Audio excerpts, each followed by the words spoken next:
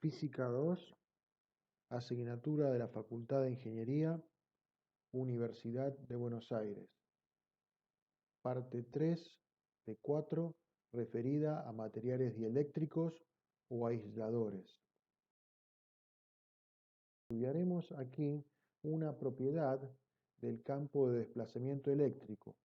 El campo de desplazamiento eléctrico no es un campo conservativo y esto se puede probar empleando el rotor a la expresión que define el campo de desplazamiento eléctrico.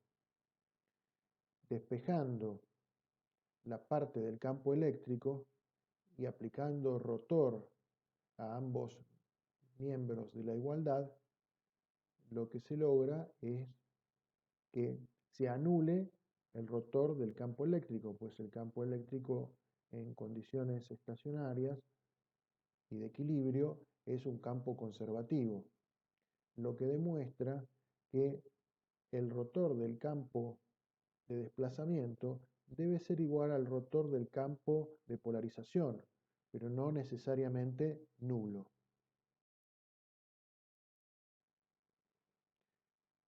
Por otra parte, nosotros hemos llegado a demostrar por un caso particular y después hemos generalizado sin demostración la forma de la ley de Gauss generalizada empleando campo de desplazamiento eléctrico y cargas libres.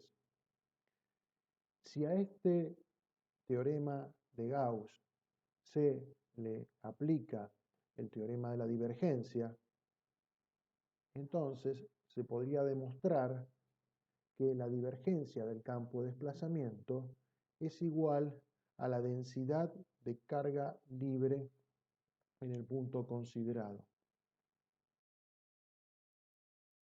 Los materiales dieléctricos no logran soportar cualquier campo eléctrico si es este suficientemente intenso.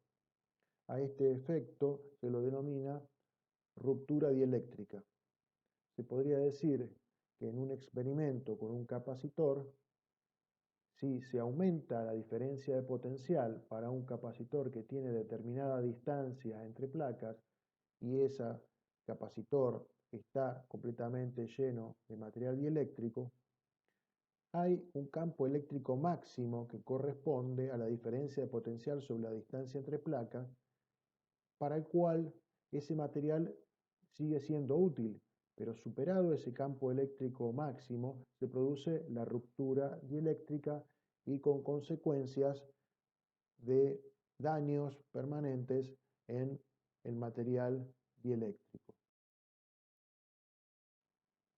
Vamos a seguir con el desarrollo de las propiedades de los dieléctricos, viendo las variables físicas que representan una relación de linealidad entre el campo eléctrico y el campo de desplazamiento y el campo de polarización. Para ello abordaremos los conceptos de permitividad, epsilon, susceptibilidad, G, y también abordaremos el tema de la permitividad relativa o epsilon R de los materiales dieléctricos respecto del vacío. Para introducirnos al tema de la permitividad relativa, vamos a probar diferentes materiales en un capacitor en un modelo de la experiencia con la pila conectada. Entonces introducimos un trozo de teflón y entonces habrá una cierta energía almacenada y un cierto incremento en la capacidad. Si ahora cambiamos y colocamos un trozo de papel, vamos a ver que el incremento es diferente. Y si también hacemos lo mismo con un trozo de vidrio, vamos a ver que también se provocan diferentes incrementos en la capacidad y en la energía acumulada. Teniendo en cuenta que siempre se mantuvo la misma diferencia de potencial en este tipo de experimentos, vemos que hay una propiedad de permitividad relativa que es propia de cada material y que se podrá evaluar en las siguientes diapositivas mediante la aplicación de los modelos constitutivos que hemos estado desarrollando hasta el momento.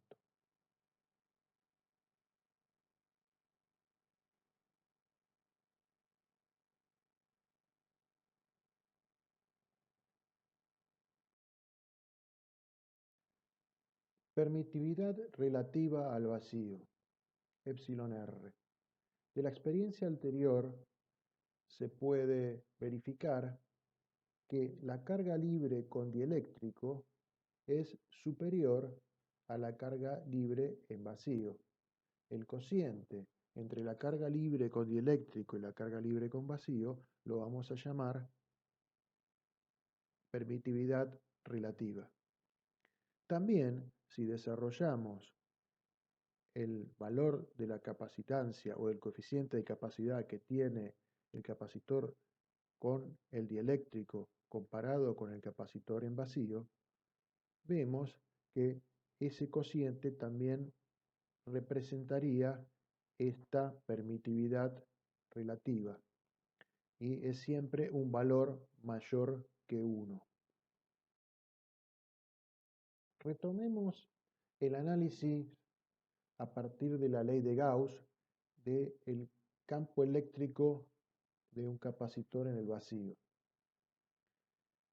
Para ello vamos a denominar a la densidad superficial de cargas libres en la placa como sigma sub 0 porque correspondería a la carga libre que está almacenada con el capacitor en el vacío y siempre considerando que vamos a mantener las condiciones de la experiencia con diferencia de potencial constante, vale decir como si estuviera la pila conectada antes y después de introducir el dieléctrico.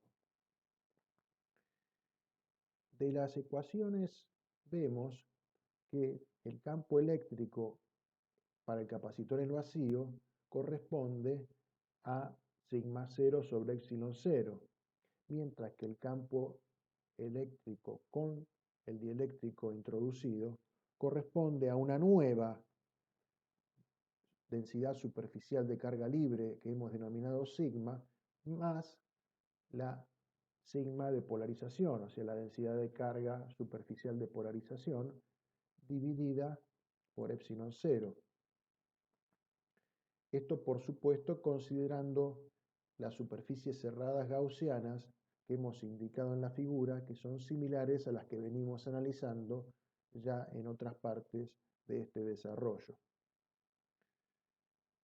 Como hemos mantenido la diferencia de potencial y no hemos cambiado la distancia entre placas, entonces ambos campos eléctricos deberán tener el mismo módulo, de lo cual surge la igualdad que tenemos abajo a la izquierda.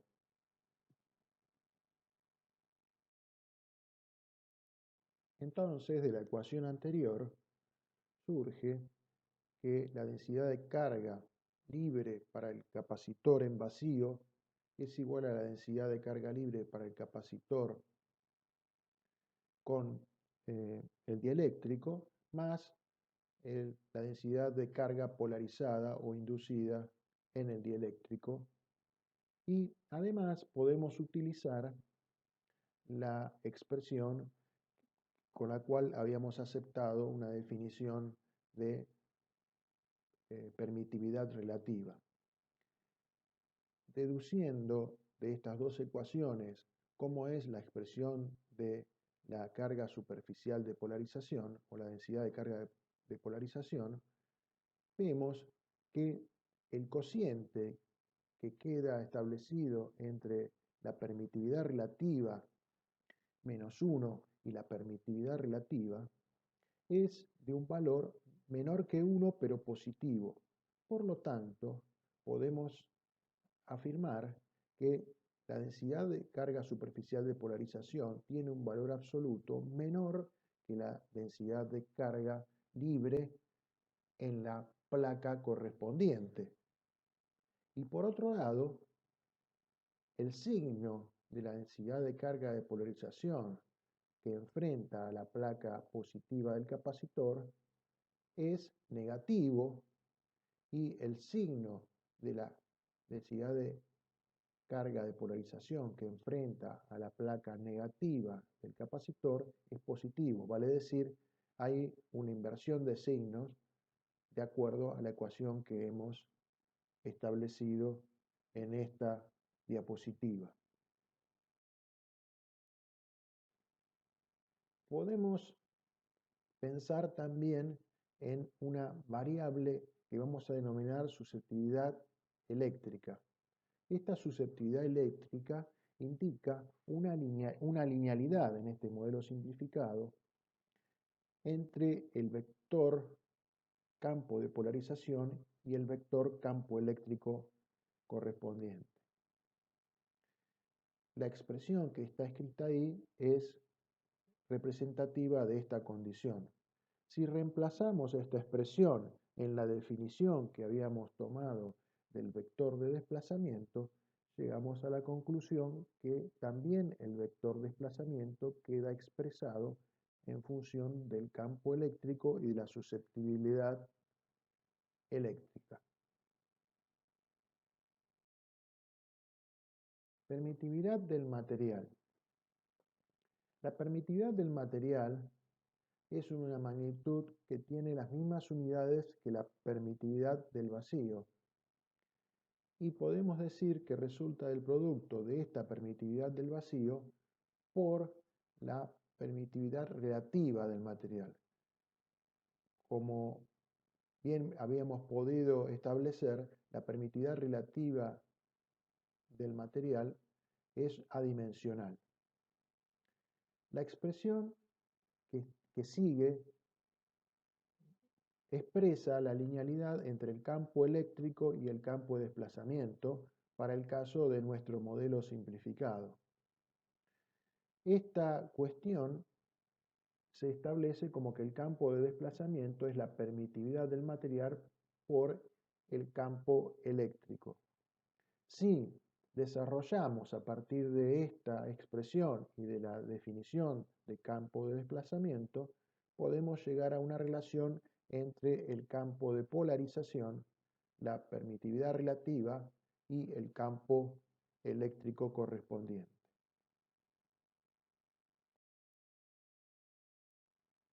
Entre la permitividad relativa y la susceptibilidad eléctrica hay una relación que surge de la comparación de las dos ecuaciones de campo de polarización que llegamos en uno y otro caso en las diapositivas anteriores. La expresión queda desarrollada y expresada en las últimas renglón de esta diapositiva.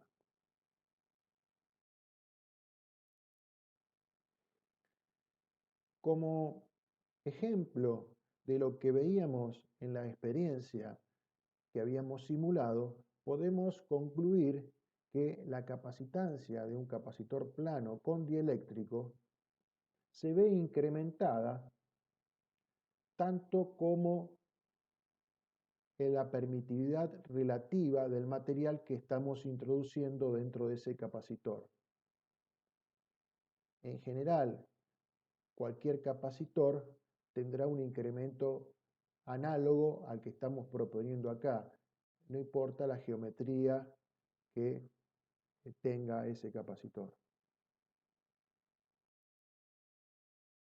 Hasta aquí alcanzamos a desarrollar la parte 3 de 4 y estaremos desarrollando en esta última etapa que sigue la energía acumulada en un capacitor con dieléctrico y las relaciones de frontera, vale decir, cómo se comporta el campo eléctrico y el campo de desplazamiento frente a una superficie donde cambia la permitividad relativa del material.